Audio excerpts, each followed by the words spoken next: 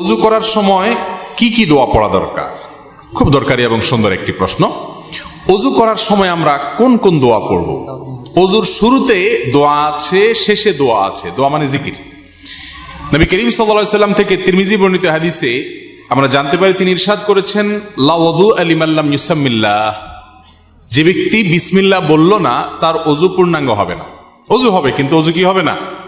পূর্ণাঙ্গ হবে না। ওযুতে অপূর্ণতা থাকবে। এই জন্য ওযুর শুরুতে বলতে হবে বিসমিল্লাহ। কি বলতে হবে? বিসমিল্লাহ বলে এরপরে ওযু শুরু করতে হবে। আমাদের অনেকেই আছি, আমরা ওই যে মোবাইলের ব্যস্ততা, নানা ব্যস্ততার কারণে আমরা এসে ট্যাপটা ছেড়ে দিয়েই হুট করে হাত ঢুকে দিয়ে আমরা ওযু শুরু করে দিই। বিসমিল্লাহ বলার আর খোঁজ খবর।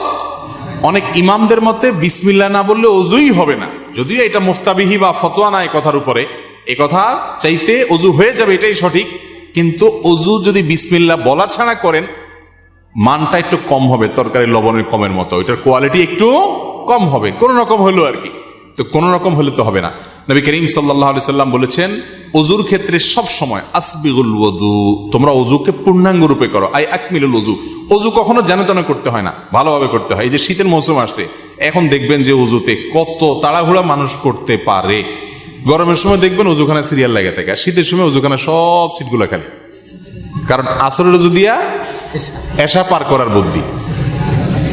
অথচ এরকম চাপাচাপি করে ওযু ধরে রাখা ঠিক না, স্বাস্থ্যের জন্য ক্ষতিকর, আমলের জন্য ক্ষতিকর।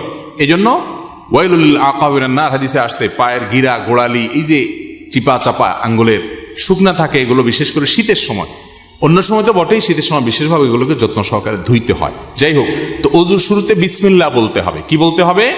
বিসমিল্লাহ। এটা হলো প্রথম ওযুর শুরুর জিকির। আর ওযুর মাঝখানে কিছু পড়তে হবে কিনা, আপনারা অনেক বই পুস্তক দেখেন, সেখানে হাত ধোয়ার একটা দোয়া আছে, কুলি করার একটা দোয়া আছে, মুখ ধোয়ার একটা দোয়া আছে, মাথা মাসা করার আরেকটা দোয়া আছে, পাও ধোয়ার একটা দোয়া আছে। আছে না নাই? এই সবগুলো দোয়া মুখস্থ আছে। এরকম কপালওয়ালা একজন মানুষ দেখি, সবগুলো দোয়া মুখস্থ আছে, এরকম কেউ নাই? মাশাআল্লাহ, আপনারা দেখা যায় সুন্নত বেদাতের পার্থক্য ভালো বোঝেন। যাক, এটা বিশুদ্ধ কোনো হাদিস দ্বারা প্রমাণিত নয় যে সকল অঙ্গ প্রত্যঙ্গে আলাদা আলাদা দোয়া আছে। তাহলে তো একজনের ওযুতে 10 মিনিট করে লাগবে, ঠিক না? ওযুর শুরুতে শুধু বিসমিল্লাহ পড়বেন, এটি হাদিস দ্বারা প্রমাণিত, যেটি বললাম তিরমিজির হাদিস। আর শেষে একটা দোয়া আছে, একটা বাক্য আছে, কালিমায়ে শাহাদা। সহিহ মুসলিমের হাদিসে আসছে, নবী করিম সাল্লাল্লাহু আলাইহি সাল্লাম বলেছেন, কেউ যদি ওযু সুন্দরভাবে করে, ভালো করে কুলি করে, ডলে ডলে ওযু করে, এরপরে শেষে যদি এই বাক্যটা পড়ে, তাহলে জান্নাতের 8টা দরজার সবগুলো একসাথে খুলে যায় এবং সে যে কোনোটা দিয়ে প্রবেশ করতে পারে। সে বাক্য হলো কি? সে বাক্য হলো, আশহাদু আল্লা ইলাহা ইল্লাল্লাহু ওয়াহদাহু লা শারীকা লাহু ওয়া আশহাদু আন্না মুহাম্মাদান আবদুহু ওয়া রাসূলুহু। ওযুর শেষ এই কালিমায়ে শাহাদা পাঠ করবেন। এটাকে আমি বলি, এটা হলো জান্নাতের 8 দরজার কমন রিমোট। এক রিমোটে 8 দরজা খুলে যায়, এরকম একটা আমল। কিন্তু শুধু দোয়া পড়লে হবে না, ওযুটা সুন্দর করে করতে হবে, শীতের ভয় করা যাবে না, ডলে ডলে ধুইতে হবে, পানি অপচয় করা যাবে না, শুরুতে বিসমিল্লাহ বলতে হবে, মেসওয়াক করতে হবে। মেসওয়াক ছাড়া ওযু কখনো পূর্ণাঙ্গ হয় না। মেসওয়াক কয়জনের পকেটে আছে যদি আমি এখন জিজ্ঞেস করি, আমি নিশ্চিত 10টা হাতে উঠবে না। আমি কি ভুল বলছি? বেশিরভাগ মানুষ আমরা মেসওয়াক করি না। মেসওয়াক একটা ডাল রাখবেন পকেটে।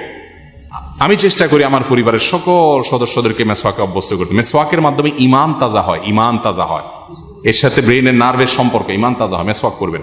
তো এই জন্য পূর্ণাঙ্গ ওযু করবেন, শুরুতে বিসমিল্লাহ আর শেষে আশহাদু আল্লা ইলাহা ইল্লাল্লাহু ওয়াহদাহু লা শারীকা লাহু ওয়া আশহাদু আন্না মুহাম্মাদান আবদুহু ওয়া রাসূলুহু।